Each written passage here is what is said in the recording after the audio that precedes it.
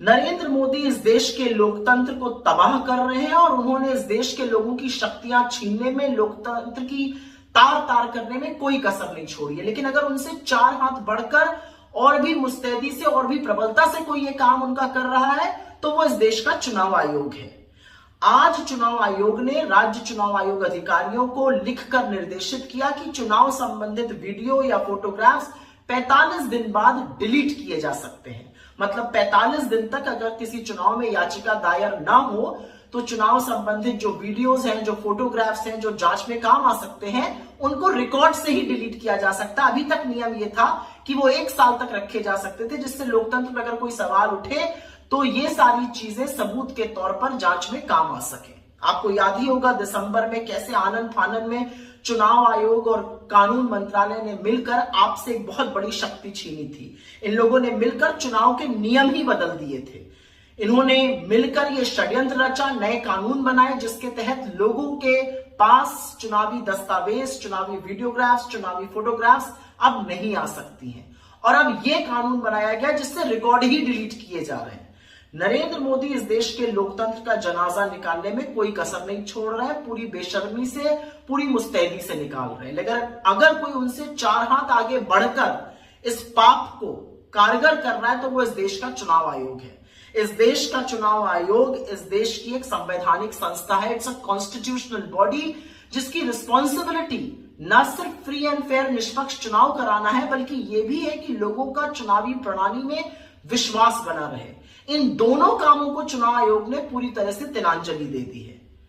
अब यह अलग बात है कि मोदी जी का और चुनाव आयोग का नाम सुनकर मीडिया को तो साफ सूझ जाएगा, लेकिन यह आपके मताधिकार की बात है, यह आपके वोट के प्रभाव की बात है, आपके वोट के हक की बात है।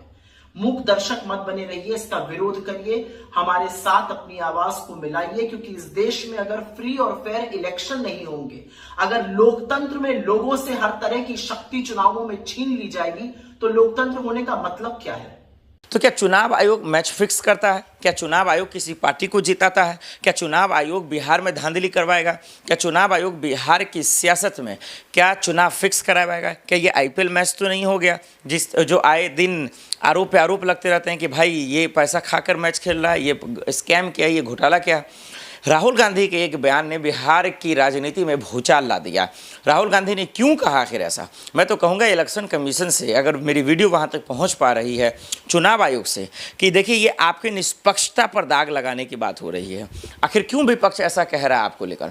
अगर ऐसा है तो फिर आप खुद इसकी पुष्टि करें, प्रमाण दें, सबूत दें, बताएं लोगों को, और नहीं तो इन नेताओं का इलाज करें, इन पर एफआईआर दर्ज करें, इनको सलाखों के पीछे डालें।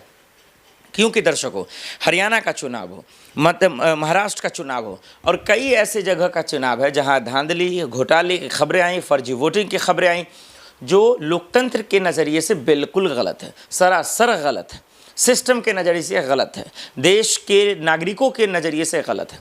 क्योंकि हर एक वोट कीमती है, लाखों में एक वोट से जीत हार का फैसला हो सकता है, जनता के मुद्दों पर पूरा होने या न होने का फैसला हो सकता है।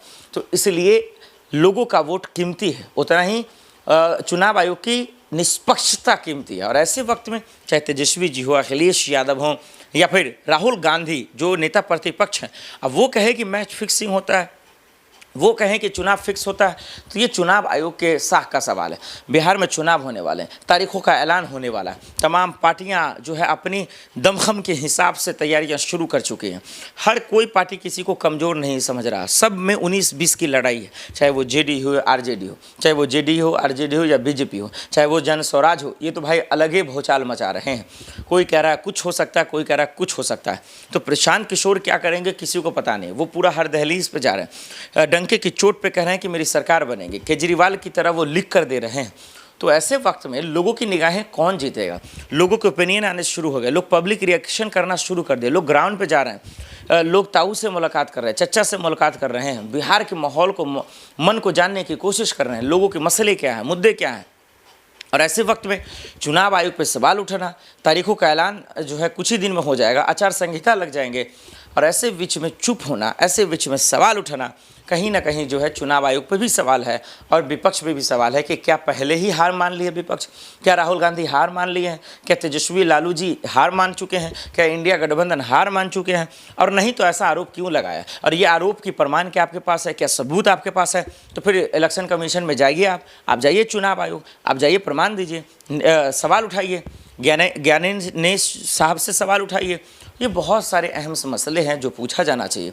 एक तरफ में अमित शाह जी, मोदी जी, नीतीश कुमार, तमाम लोग रोड शो पे रोड शो, रैली पे रैली कर रहे हैं, पूरी तरीके से वहाँ लोग एक से बढ़कर एक सौगात दे रहे हैं। तो ऐसे वक्त में दर्शकों कहीं ना कहीं जो चुनाव आयोग की सवाल की बात आ रही है, इलेक्शन कमीशन की सवाल की बात आ रही है, वो कहीं ना कहीं निंदनीय है, वो चिंताजनक है, वो हैरान करने वाला है।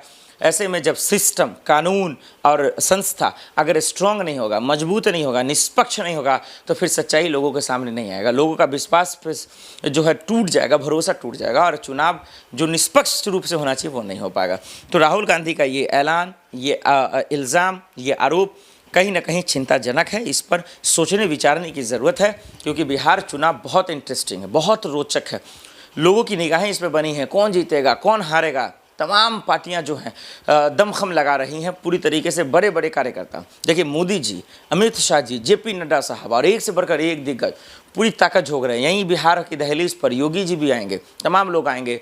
तो ऐसे में समझना पड़ेगा कि आखिर कौन जीतेगा, कौन हारेगा। ये तो बात की बात है, ये तो बिहार की जनता पर छोड़ दें, लेकिन स्कैम, घोटाला, धांधली की जो खबरें आएंगी वो चुनाव आयोग को दुरुस्त करने की ज़रूरत है कि आखिर इस तरीके का जो आरोप लग रहा है वो ना हो, और ऐसा है तो उन पर कार्रवाई हो।